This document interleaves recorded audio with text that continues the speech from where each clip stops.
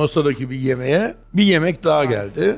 Yani limonun en son damlasına kadar rakibin özelliğini, kendi özelliğini kullanıyor. Çok erken mi konuşuyorum? Çok duygusal mıyım bu konuda? Genelde biz romantiz böyle şeylerde. Hemen böyle iyi olsun isteriz. Edison, Tamer Güney falan bazı filmlerde buluşurlar.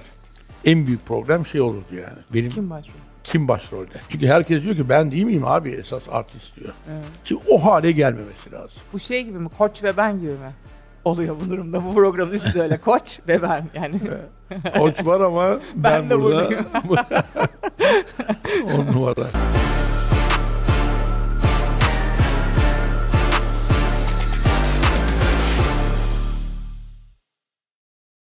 Naz Spor ekranlarına Koç ve Ben programına hoş geldiniz. Değerli izleyenler, Turkish Airlines Lig'de 26. haftayı geride bıraktık. Koç Murat Didin'le birlikteyiz. Her zaman olduğu gibi temsilcilerimizin performansını değerlendireceğiz. Koç hoş geldin. Hoş bulduk. 2'de 2.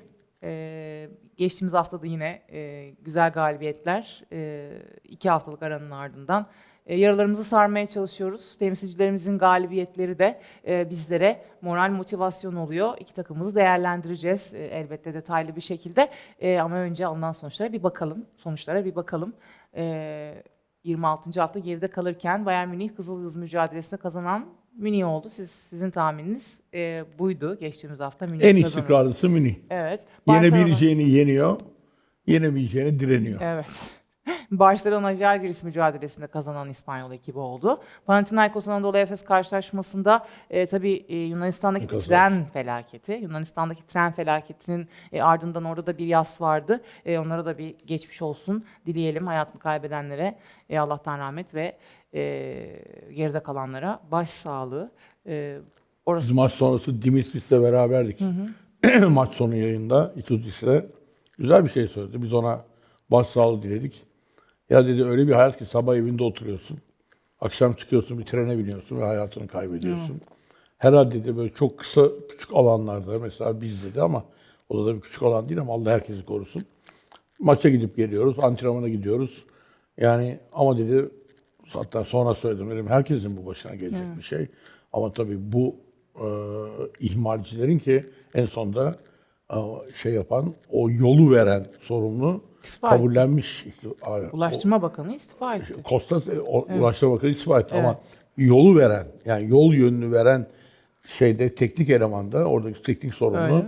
tamamen benim hatam dedi. İkisine de aynı makası verdim dedi. Aynı makastan aynı yola o sürüklüyor ikisinde. Bir anlık dikkatsizliği.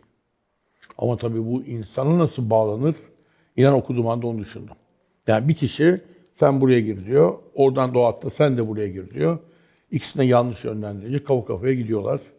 Ki nasıl bir süratle geliyorlar. Orada hele Korkunç. yolcu treni 200-250 kilometreyle. Evet. Yani bunların ne bileyim ya yani yaşanmadan çözülse bunlar ama Maalesef. ikinci biri de olması gerekiyor. Kaptan pilot gibi. Yani tek kişiye bırakılacak şeyler değil ya. O günkü günlük senin iş yoğunluğu, sıkıntın, o moral durumun yanlış yeri gösteriyorsun ve 40 Kafa civarında kafaya. insan hayatını kaybediyor. Bu kadar ucuz olmamalı ya. Tabii iki Yunan temsilcisi de kaybetti. Onlarda da tabii moraller pek yerinde değil. Zaten salonda boştu, bomboştu. Zaten hani Panathinaikos seyircisinin pek tadı yok bu sezon eskisi kadar. Daha doğrusu takımın durumundan ötürü iyi göstermiyor geçtiğimiz yıllara göre ama kaybeden taraf oldu. Panathinaikos Anadolu Efes kazandı. Önemli bir çıkış Anadolu Efes adına bu galibiyet detaylandıracağız. Partizan Alba Berlin mücadelesinde kazanan Partizan oldu. Monaco Maccabi Tel Aviv karşılaşmasında kazanan Fransız ekibi oldu. Tel Aviv'in İçeride iyi, deplasmanda kötü olduğunu hep konuşuyoruz. Bu da yine bir gösterge oldu buna. Fenerbahçe Beko 72-104 ile mağlup etti Bologna'yı. Resmen hani deriz ya sürplase etti. Müthiş bir galibiyet. Onu da değerlendireceğiz ki maça kötü başlamasına rağmen değil mi koç? Guduric'in adım atmasıyla tüm Olay düzenler tamamen değişti. değişti. Peki Asvel Real Madrid mücadelesinde kazanan Real Madrid oldu. Baskonya Valencia karşılaşmasında 114-75 Valencia'nın hüsranı var burada. Milan Olympiakos karşılaşmasında da Milan kazanan taraf oldu. Haftanın sürpriz sonucu Tek bu sürpriz diyebiliriz. sonuç. Onun dışında zaten geçtiğimiz hafta konuştuğumuz skorlar, daha doğrusu kim kazanır şeyleri bu maç dışında değil mi koç? Evet. Belki Valencia'ya da siz sanki yanlış mı hatırlıyorum? Baskonya mücadelesinde Valencia'yı O maçı sonraya bırakalım evet. demiştim. Sonra ne dedik? Hatırlayamıyorum ben de şu an. Peki bunun sonuçlarının ardından oluşan sıralamada gelsin ekranlara. Burada en çok mutlu eden şey Anadolu Efes'in kendini tekrar ilk 8 içerisine atmış olması. Geçtiğimiz haftanın galibiyetinin ardından kaybetse playoff dışına kalır mı konuşurken bu haftaki galibiyetle birlikte 12. 11. sıralardan 8. sıraya kadar yükseldi. Real Madrid lider. Olympiakos takip ediyor onu. Barcelona 3. Fenerbahçe Beko maç eksiğiyle 4. sırada yer alıyor. Şöyle baktığımızda yani Olympiakos ve Barcelona'yı da altına alabilecek durumda Fenerbahçe Beko. Maç eksiği olduğu için bunu da belirtelim. Ardından Monaco geliyor. Baskonya, Partizan ve Anadolu Efes şeklinde sıralanıyor. Bir sonraki sayfaya da bakalım. İkinci sayfada da Maccabi Tel Aviv 9. sırada yer alıyor. Alba Berlin, Asvel, Panathinaikos dipte. İşte Panathinaikos'un durumunu burada bir kez daha görüyoruz. Alışık olduğumuz bir yerde değil Yunan temsilcisi. Şöyle bakalım. Ekleyeceğiniz bir şey var mı? Koç burada bu sıralama üzerinden bir iki yorumunuzu alayım. Ya buraya ufak küçük bir imza atabilirsin biliyor musun? Bir daha birinci sayfaya alın mı lütfen? İlk 8'i sanki böyle bitecek gibi. Evet, peki dönelim biz. Temsilcilerimizle Fenerbahçe Beko ile başlayalım.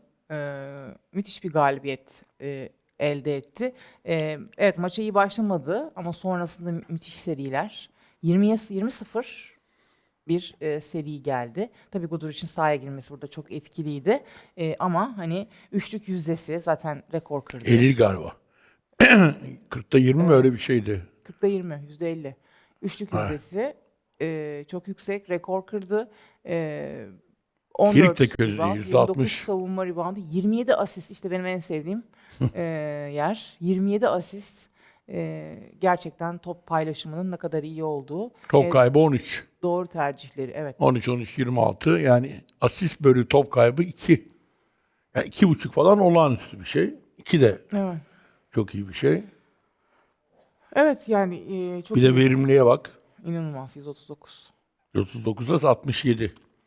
Yani 109-67 Ama zaten sanki yani senin yıldız takımında oynamışsın gibi o hafta yani. yok etti yani sahada yok oldular yani. Zaten son satır yok etmiş Evet. satırı.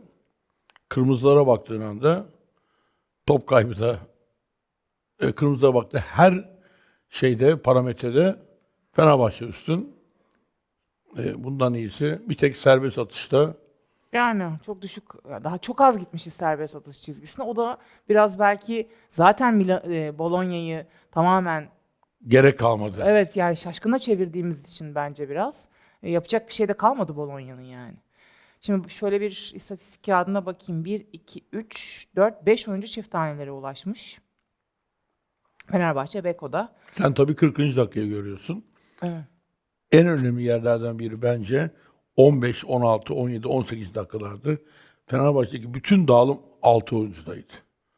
Şimdi bu Partizan maçıyla beraber konuşmuştuk. Yakaladıkları mantıksal hani gelişim diyeyim. Hani maç bitmeden biz bunu çok konuştuk sezon başı. Hani Fenerbahçe kazandı sonra biraz aşağı inerken herkesi aynı anda kazanamazsın. Hatta bizim program manşetiydi. Tüm oyuncuları aynı anda kazanamazsın. Kazanamıyorsun da. Mesela şu anda kimi kazanmak için çok uğraşmıyor Fenerbahçe? Edwards'ı.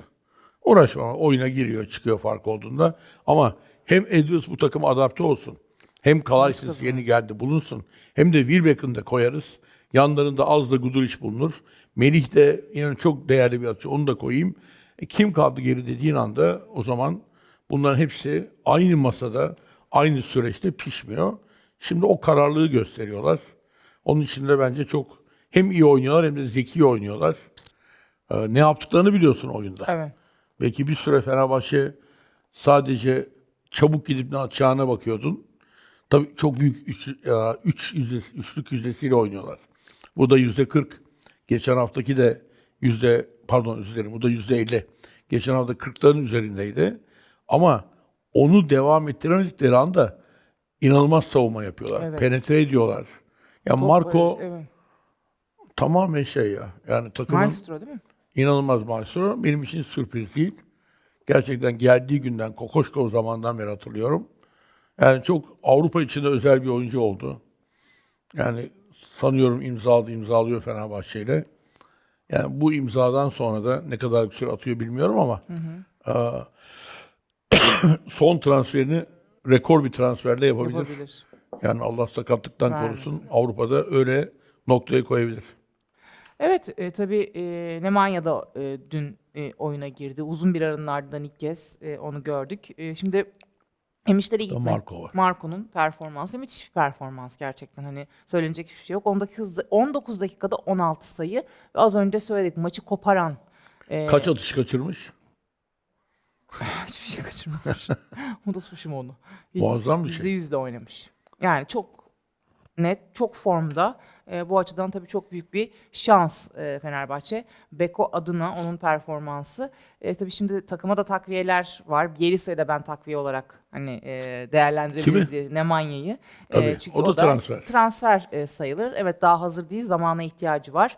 Ama bununla birlikte tabii onun da dönmüş olması önemli. Dorsey transferi var. Bakalım o nasıl katkı sağlayacak. Şimdi Fenerbahçe Beko'da topa yön veren oyuncular fazlalaştı. Bir yandan da topa yön veren bir uzun daha çıktı ortaya. Profesör de dahil oldu takıma. Bu noktada Fenerbahçe zaten hani koç belki de şununla birleştireyim. Öyle yorumlayalım. Şimdi çok iyi başladı sezona. Çok övdük. Sonra bir anda sakatlıklar vesaire çok dalgalı. İşte koçun performansı dahil olmak üzere bir düşüş yaşandı. Şimdi toparlanmış gibi gözüken bir Fenerbahçe var 2 haftadır. 2 haftalık bir ara vermek zorunda kaldı Fenerbahçe Eurolig'e. Hem deprem yüzünden ardından da kupa maçları yüzünden. Acaba ritmi kaybeder mi vesaire derken tam tersine iki takımımız için de geçerli bu. O dinlenmek, üzerine çalışmak iyi gelmiş gibi gözüküyor. Sakatlıkların bitmesi, işte Bielsa'nın dönmesi artı bir de yeni bir transfer. Sanki Fenerbahçe bundan sonra hani o ilk haftalarda izlemeye alıştığımız Fenerbahçe gibi bir takıma dönüşecek. Çok erken mi konuşuyorum? Çok duygusal mıyım bu konuda? Genelde biz romantiz böyle şeylerde hemen böyle iyi olsun isteriz. Yoksa bunları izleyecek miyiz koç bundan sonra? Zaten şu anda izliyoruz.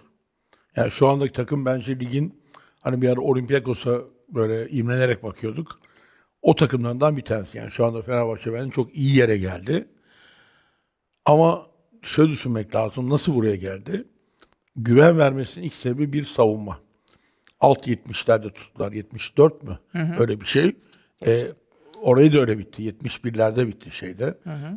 Partizan maçı da. 72 pardon. 72. Burası şey olabilirdi yani. 50-60'larda tutabilirlerdi. Hani sondaki değişiklikler falan derken Ritmini kaybediyor sonlarda artık bu kadar farklı doğal. olduğunda yani. Doğal yani. 30'da kazandığı maçta herkes girecek oyuna. Ama tabii o girenler de aynı dinamizmle girmiyor. Çünkü orada kafalar daha başka, ya ben de bir istatistik bulayım en azından ufak doğal yani. Her oyuncunun içinde olan bir şey. Ama o savunmanın yanında üçlük isabeti güzel. Fakat çember altı da oynadılar. %55'lerde pota altı da var. En başında Motley ve baktığın da çembere giden diğer oyuncu Marko Guduric olarak. Bu şimdi çok değerli. Burada Teşekkür ediyoruz. teşekkür ediyoruz. Ondan bu acaba ne kadar devam eder? Etmemesi için ne olabilir? Bir düzeni birileri kurduysa onlara riayet etmek gerekiyor, düzeni kuranlara. Başta da Marco. Topa değen, topa yön veren. Peki yanında kim var? 2 numara. Kalaysız demeyeceğim. Ben Wilbeck'ine demeyeceğim. Deşon diyeceğim. Deşan diyeceksin. Deşan her işi yapıyor. Yani geri gidiyor, koşuyor, top çalıyor. Getiriyor, asisti yapıyor. Kendi bakıyor ki uzunu tuttuğu adam içeri yardım ediyor. Topsuz alanda yeri buluyor. Müthiş bir yüzdeyle oynuyor. Peki Nigel, belki müthiş istatistikleri yok.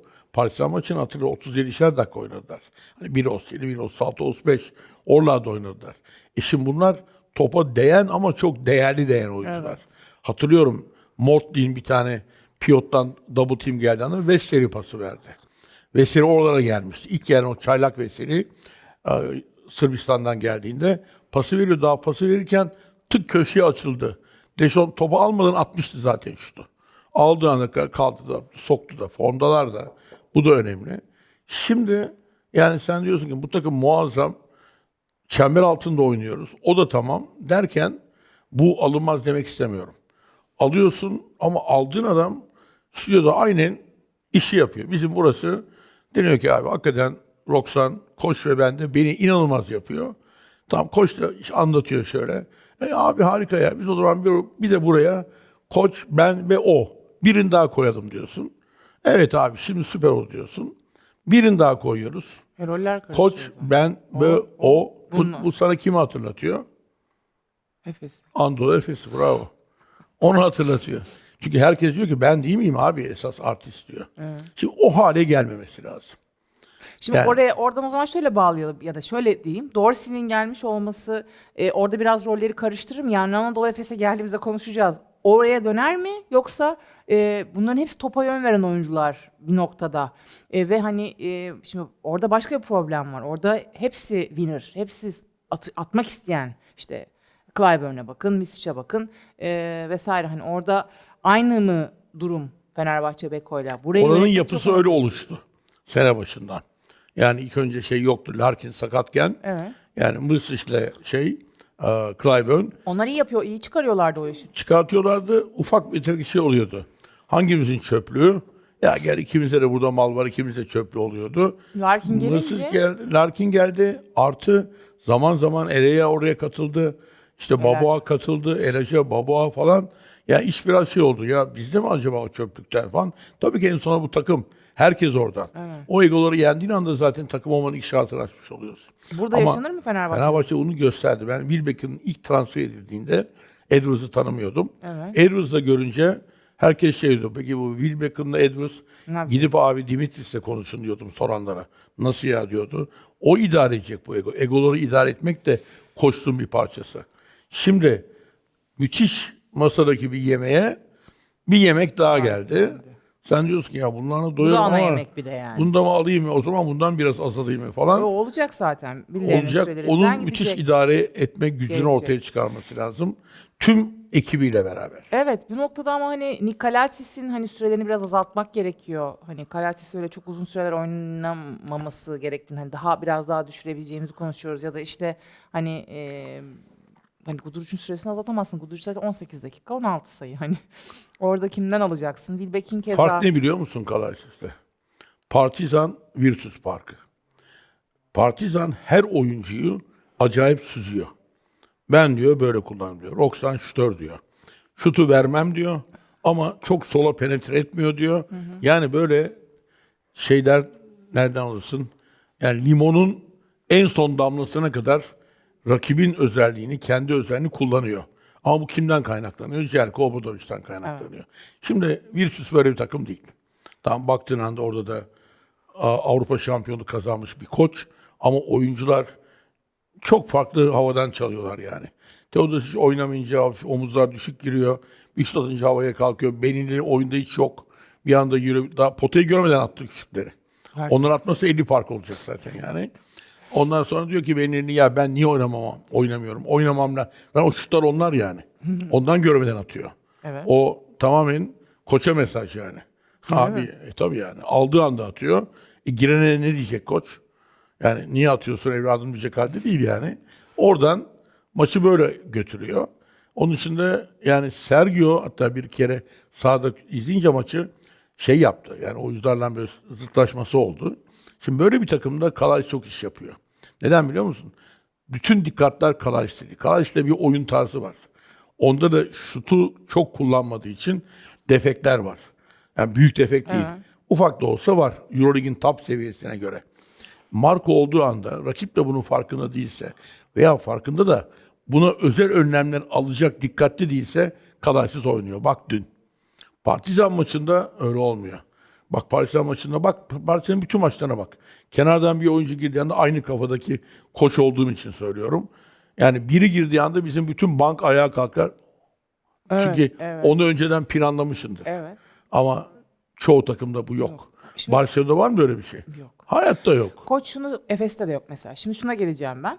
Anadolu Efes de bu yüzden belki hani biraz problem yaşıyor. Çünkü hani rakibe göre çok fazla Ergin Ataman değişiklikler yapmıyor ama Etudis'te bunu sezon başında biz gördük. Rakibe göre bir takım hamleler. Eğer Etudis, şimdi oyuncuların da tekrar forma kavuştuğunu düşünürsek, çünkü oyuncu formsuzluğu da biraz Fenerbahçe Beko'yu kötü sonuçlara itti sakatlıktan dolayı.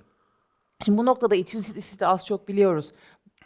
Bunu yapabilir mi Fenerbahçe Beko? Yine ilk sezon başında olduğu gibi rakibe göre yapacağı hamlelerle oyuncuları, hani her maçın bir adamı olabilir, her maçın bir oyuncusu olabilir, her rakibin daha doğrusu. Anlatabildim mi demek istediğimi? Tabii Bunu ki. yapabilir mi Fenerbahçe? Anadolu Efes'ten bunu beklemiyoruz. Belki zaten buradaki birbirine benzeyen bu iki kadrodaki yönetme ya da yönetememe hikayesi burada ortaya çıkacak. Kolay sual değil yani. Ama gördük Etudis'ten, görmedik mi? Gördük. Ama görmediğimiz zamanlarda oldu. Aynen. Yani onun için tabii burada Dorsey'in karakteri de önemli. Ben tanımıyorum. Ama artı tarafı onun Yunan şeyinde milli takımından bir Yunanistan'dan tanıyor. Gelirken Çok büyük mutlaka bir artıdır ama bu koç. tabii bunlar da konuşuldu %100. Yani buraya kadar gelmiş bir takımda bunların iyi yönetilmesi gerektiğini ve yönetileceğine inanıyorum. Ümit ediyorum yani böyle bir şeyin olacağı bende daha ağır bir evet fikir tarafı diyelim. Şöyle yapalım, maçla ilgili ekleyeceğiniz bir şey var mı? Şöyle Yoksa bakayım. eğer, efendim? Sonuçta Bir baktım diyorum hani şöyle gelecek haftaların programına bir bakalım Fenerbahçe Beko özelinde. Sonrasında Anadolu Efes'e de geçelim. Tabii bu arada bu maçla ilgili şundan altını çizmekte fayda var koç. Çok maçın başında güzel anlar yaşandı. Depremzede çocuklar takımla birlikte sahaya çıktı, oradalardı. Bu çok anlamlı. Aynı zamanda müthiş bir atmosfer vardı Ülkerspor ve etkinlik salonunda. Bunun da altını çizmekte fayda var. gördüğünde zaten yani müthiş hem için acıyor hem de mutlu oluyorsun. Evet. Yani onlar orada maçtan sonra da bütün bizim arkamızdalardı yayında. Hani oynuyorlar, yan yana resim çektiriyorlar. Emniyet teşkilatı geldi, onlarla poz veriyorlar. Başkasıyla sporcularla kareler alıyorlar. Yani çocuk onlar. Evet. Yani yarına yine en umutla bakacak insanlar, daha küçükler, daha önlerinde Allah Yıllar hayırlısı var. nasip etsin. Kocaman yıllar var. Gerçekten o bölüm çok güzel. Biraz sonra kaptırıp birebir şey yapıyor. Kıvanç'ın sırtı dönük yayın yaparken sürekli kafasına top yiyor. Tam oradan seken toplar ona geliyor. Çocuklar sahada oynadılar mı? Oynadılar Canlı maç oynadı. bittiğinde. Acayip oynadılar. Ben şeyi de izlemiştim. Beşiktaş'ın futbol maçında bizden de çocuklar vardı. Depremzede çocuklar. Siz de okulda. okula aldınız koç depremzede Aldık çocukları. yani. Bütün kapasitemiz neyse kalan hepsini. Allah razı olsun. Gerçekten. Yani zaten görsen inanamazsın. O kadar mutlu olursun ki. O kadar mutlu olursun. Hepsi yani Pırıl pırıl. masum, pırıl pırıl. Aileler öyle. Yani onlar başka bir dünyaya girince ailenin dünyası da değişiyor. Tabii ki geride kalanları, oradakileri hepsinin kaybettiği var. Konu, komşu, eş, dost, akraba, kardeş. Onları düşünüyorlar. Ama burada önlerinde bir hayat kurulması gerektiğini de biliyorlar. Bazı inan şey düşünüyorum ya. Yani ölen öldüğüyle kalıyor ya. Evet. Bir Esas zaman sonra. geride Tabii kalanlar- arkadan giriyorsun, ziyaret ediyorsun. Şey demiş adamcağız ya ben ailemin 3 ferdinde bulamadım cenazelerini. 3 tane bizim apartmandan taş aldım. Onları dikeceğim ve isimlerini yazacağım diye düşünebiliyor musun? Şimdi böyle hayatlardan ama ne kadar için kan ağlarsa, çocuğun varsa Hayatlarını başka bir yerde oluyorsun. Çünkü o çocuğu en sonunda motive edecek en canlı araç sensin yani o çocuğun yanında. Ondan hakikaten görüyorsun, çok mutlu oluyorsun. Müthiş bir psikoloji hali yaşıyorsun. Hatta bizim çok güzel bir şeyimiz var. Belki öbür yayına getiririm. Rehberlik grubumuz var. Onlar depremden sonra çocuklar nasıl davranması gerektiği küçük bir kitapçık yapıyorlar. O bölgeye de yollayacağız inşallah. Yani orada hep söyledikleri onlarla şeyi sormayacaksın, onu hatırlatan. Genelde çok doğal yani. Biri görsen ne oldu? Ne oldu değil de ne oluyor? Bundan sonra ne yapılacak? Oralara gittiğin anda inşallah onlar da çok zor ama Çok zor. buraları aşacaklar. Onun için dünkü saha da göz yaşartıcıydı. Ama bir yandan da içini ısıtan bir şeydi. Fenerbahçe kulübüne de bunun için hakikaten Teşekkür ediyoruz. teşekkür gerçekten. etmek gerekiyor. Evet, unutmayacağız tabii ki yaşananları hiçbir zaman ama O depremzedeleri de bir daha yaşatmayıp onların yaralarını saracağız. En önemlisi de o. İnşallah bu tip organizasyonlar devam eder. Unutmamalıyız diyelim bir kez daha. Geçelim Anadolu Efes mücadelesine. Koç Anadolu Efes'te kritik bir galibiyet aldı.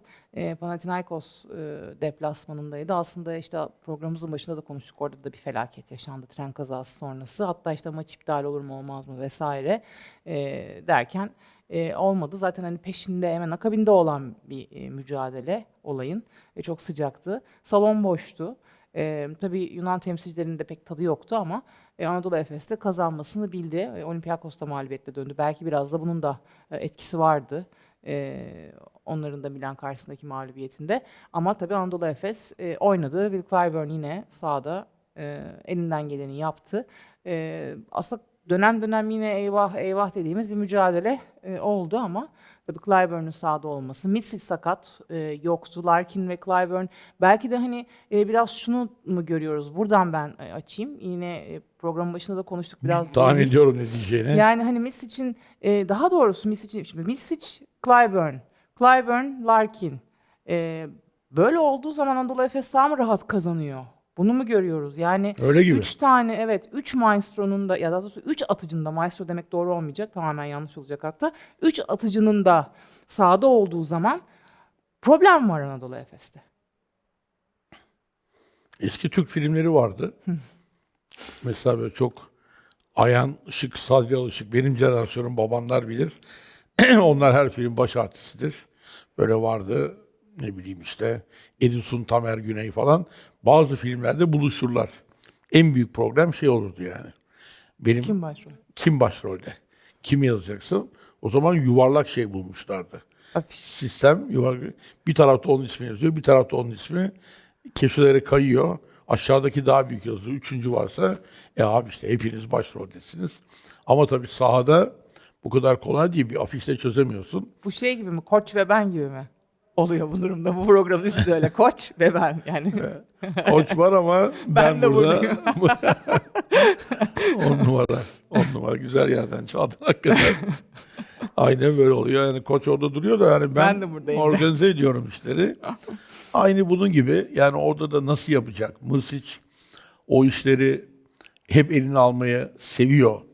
Görse de artık vermiyor son 2 şampiyonluktan sonra. Çünkü kendine güveniyor. Kötülüğünden değil, ben bunu. Larkin de o tarz. Zaten Larkin Misic ikisi beraberken bir problem yoktu. Zaten şampiyonluklar geldi böyle. Ama Aynen. bir üçüncüyle olmuyor. Yani Larkin Misic, Larkin Will Clyburn, Misic Clyburn tamam ama üçüncüyü istemiyorlar aralarında galiba. Ne dersiniz? Yani baktığın anda orada şey gibi işte. Paris Saint-Germain'e benziyor biraz. Ama kalede müthiş bir oyuncu olması lazım. Arjantin milli takımla.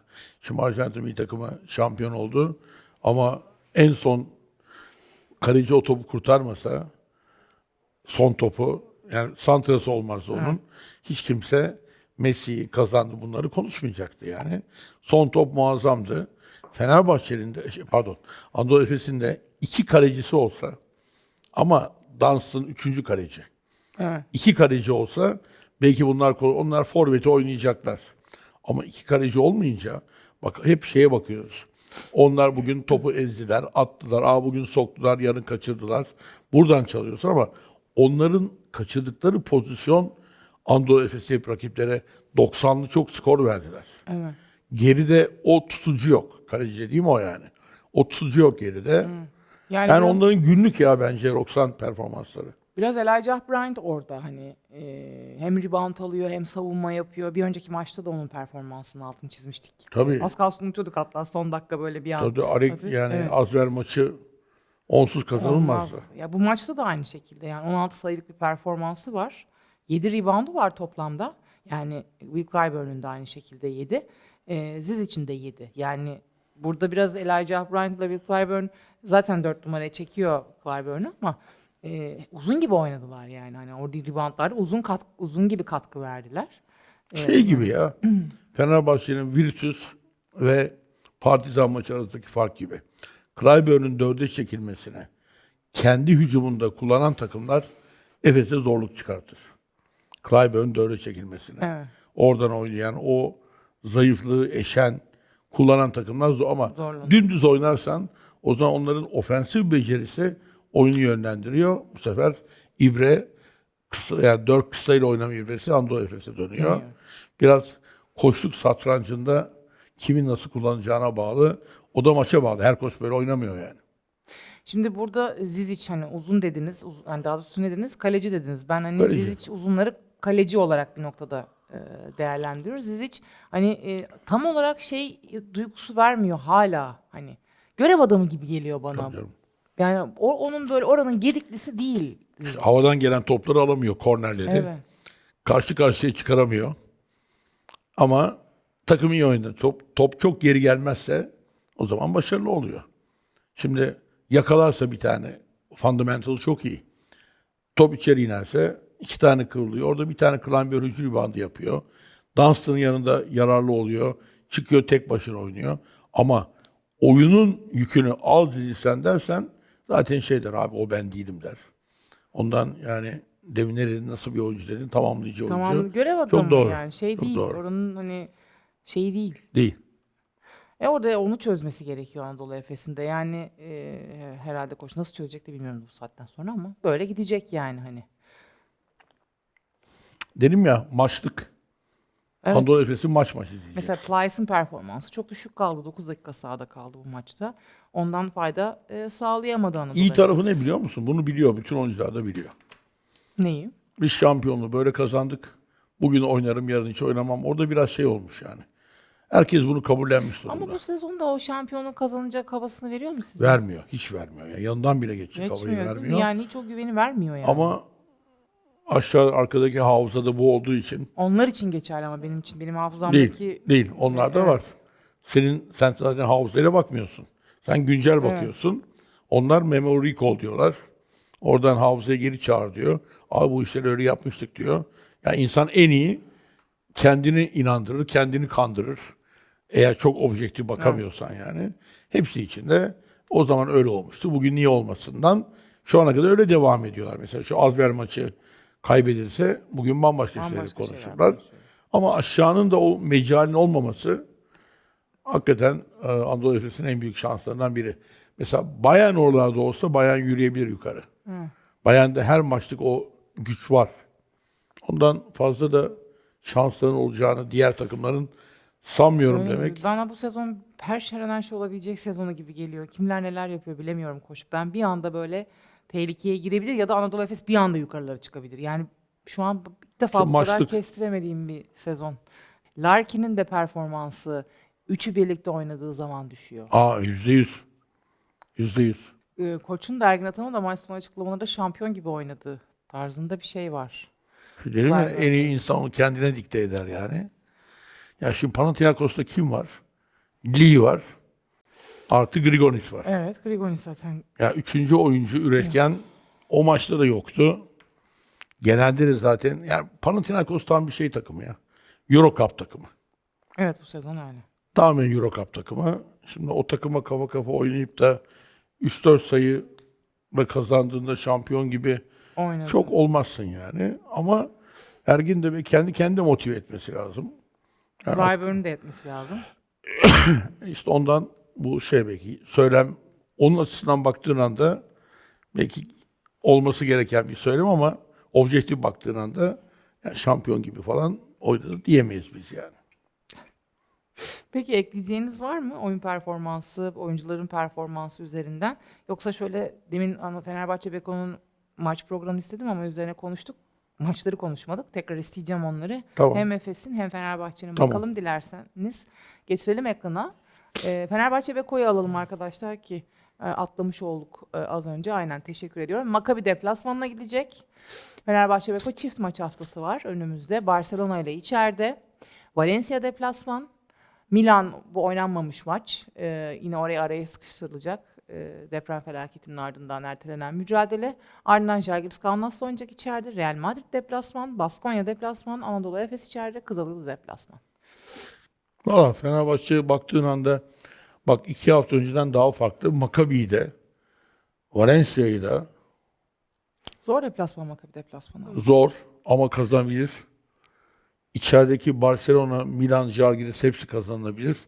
oraya öyle dönerse zaten ilk üçü zorlar. Evet. Bence ilk 3-4 Evet, çok öyle. fark etmeyecek Bence de yani. fark etmeyecek. Sadece birbirine fark etmeyecek yani. Real mi istersin, Barcelona mı istersin, Aynı şey. yoksa Olympiakos'u mu istersin? Hepsi aynı. Hepsi bir anlamda aynı. Büyük farklılıkları Yok. yok. Ondan deplasmanları bile kazanabilecek oyun gösteriyor şu anda. Zor bir fikstürü yok Fenerbahçe Beko'nun. Yok. İyi bir fikstürü var yani. Bundan sonra rahat bir fikstürü var. Bak dikkat et. 3 hafta önce şey diyorduk. Zor diyor. Maçlarda zor diyorduk. Fikstür kimse değiştirmedi. Değiştirmedi. Semihler içeride oynamadılar diye. Hayır. Onu değiştirelim, aradan 2 takım katalım diye. Baktığında Takım bu iyi çünkü. seni böyle düşündüren Evet. Takım takımın toparladı yani. toparlanıp iyi olması yani. Kesinlikle. Peki Anadolu Efes'e de bakalım. Anadolu Efes'in daha zor gözüken bir fikstürü var. Panathinaikos deplasmanı kazandı. Ardından şimdi Kızılyıldız deplasmanı, zor deplasman. Maccabi içeride, bu avantaj. Real Madrid deplasman değil. Real Madrid içeride arkadaşlar bu arada. Onu hatırlatayım. İçeride olması lazım o mücadelenin. Ertelenen maç. Anadolu Efes Real Madrid mücadelesi. Geçtiğimiz haftaki programda da aynı şekilde okumuştu. Hatta izleyiciler altına yorum yapmış, uyarmışlar bizi. Onlara da teşekkür edelim. Partizan içeride, ardından Alba Berlin deplasman, Milan mücadelesi içeride, Bologna mücadelesi içeride, Fenerbahçe Beko deplasman ve Monaco. Yani çok kolay bir fikstürü yok Anadolu Efes'in, ama neden olmasın? Yani Aşağıdan bundan daha fazla kazanacak. Yani baksana 1, 2, 3, 4, 5, 6, 7, 8, 9. Herkesin 8 maçı var. 26'lı. Anadolu Efes'in 9 maçı var. Baktığın anda bu 9 maçta 5-6 galibiyet onları 8 içinde tutabilir büyük bir ihtimalle. Çünkü diğerleri bu kadar, yani ne Valencia, ne Kızılyıldız. Virtus, ne Kızılyıldız, hatta Milan o kadar farklı 5 tane kazandan da Milan'ın 8 tane kazanması lazım. Şimdi 5 galibiyeti bakalım, bulalım. Maccabi içeride oynayacak. Galibiyet diyelim. Real Madrid içeride oynayacak. Galibiyet diyelim. Kızılyıldız deplasmanı bu arada bıraktım. Bilerek bıraktım. Bilginiz olsun. Zor deplasman olduğu için. Partizan içeride. Ya Partizan da zor mücadele. Yani Obradović, Ergin Ataman mücadelesi olarak da bakmak lazım biraz da buna yani. Alba Berlin deplasmanı aldık. Ne dedik peki biz şimdi? 3 mü galibiyet? 3. Milan'ı aldı diyelim 4. Fenerbahçe Bologna'yı aldı 5. 5'i buluyoruz yani en şekilde. Diğerlerini de kazanabilir bu arada. Fenerbahçe Beko'yu da yenebilir. Monaco'yu da yenebilir. Yani buradan 5-6'yı bulur. Bulur değil mi? Daha da fazlayı bulur aslında. Şey de Biliyoruz diyelim bu mi? şekilde. Yani sağ olsun hep yorumlarla bakıyorum, bayağı da güzel izliyorlar programı. Arkadaşlarımızdan da şey bekleyelim. Onlar da, izleyiciler, oraya ufak ufak hani Evet, ilk kim 8'i çıkabilir yazsın abi, yani, beyin değil mi? fırtınasına destek Evet. olsunlar. Nedenleriyle yazın ama. Tabii hep beraber hep beraber sekize düşünelim. bakalım Kime ama- niye güveniyorlar? Evet. Kime niye güvenmiyorlar? Yani onlar da böylece bu işin parçası olursa oradan daha güzel hep beraber Gelecek üretebiliriz. haftaki programımızın sonunu da buna ayırırız o zaman. Hani izleyicilerimiz yazsın. Tabii. Biz de üzerine hani böyle demiş, şöyle demiş notlarımızı alalım. Sonra sezon sonunda bakarız. Kazanana da bir şey yaparız belki. İyi, tamam, doğru bilenlere falan. Tabii canım. Yani bir forma bir şey şeyler organize çıkacaktır ederiz, yani. evet. Peki gelecek haftanın programı 27. hafta tahminlerini alacağım koç. Olympiakos Barcelona mükemmel bir maç olarak göze çarpıyor, ama tabii nasıl olur, moralleri Olympiakos'un toparlar mı, onu da göreceğiz. Ne diyorsun buna koç? Olympiakos Barcelona. Olympiakos diyorum. Ben de Olympiakos diyorum. Alba Berlin Kaunas. Kaunas. Düzenliye söylüyorum. Kaunas diyorum. Virtus Bologna Partizan. Çok sürpriz oynuyorum. Partizan diyorum. Sürpriz mi? Partizan ya. Partizan ama Nesi sürpriz? Virtus Bologna, orada Bologna'da biraz, ama bugün bu sefer havayı görmedim. Yani hepsi böyle biraz unu elemişler, Evet, eli asmışlar öyle gibi gibi. gözüktü. Valencia Milan işte hedef maçlardan. İkisi için de. İkisi için de hedef. Evet. Hadi oraya da Milan diyelim. Ben de Milan diyorum. Bir Milan'a güvenim geldi farkında. Aynı şey yaptığını düşünüyordum şimdi. Bir Minancı Biz oldum. Minancı mı Hayırdır olduk diye. bana ya. Bilmiyorum, hakikaten bir hareketlenme gördüm, bilmiyorum. Benim hislerim de doğrudur genelde. Bak, tutar, daha doğrusu doğru değildi de genelde. Peki Real Madrid Baskonya. Real Madrid. Evet. O kadar uzun boylu değil yani. Real Madrid. Bayern Münih Asvel. Bence net Bayern. Bence de. Maccabi Tel Aviv, Fenerbahçe, Beko. Abi bu formuyla Fenerbahçe. Biraz eksik olsa Maccabi diyeceğim ama bu Diyebilirim, formuyla evet. Fenerbahçe. Kızılyıldız Anadolu Efes. Çok zor maç. Bence de çok. Hani bazen onu geçelim diyorum ya. Bu ondan mı? Ben Yani. yani bilmiyorum. Ya Efes maçı Yakaladı ritmini biraz Efes. hep Efes'te Galibiyet. kalırsa, hep oyunda kalırsa Efes. Ama Kızıldız orada mesela bir 3-5 farklık bir çıkış yapıyor maçın. Önderlik yapıyor. O taraftar o 5 farkı 15 fark Toparlamayabilirler, yapıyor. Evet. Öyle bir şey yakalanmazsa. Monaco, Panathinaikos. Monaco. Aynen. Aynıyız bu hafta. İlk defa. Süper. Vallahi normalde mutlaka bir yerde ben çıkıntılık yapıyordum. Yok ya görüş bunlar ya. Öyle olması gerekiyor yani. Bakalım tutacak mı tahminlerimiz haftaya. Peki. Noktalayacağız. 27. haftada yeniden değerlendireceğiz. Ağzınıza sağlık Senin de Koç. ağzına Değerli yorum ve sağlık. katkılar için. Noktalıyoruz değerli izleyenler Koç ve Ben programını. Haftaya yeniden birlikte olmak dileğiyle. Hoşçakalın.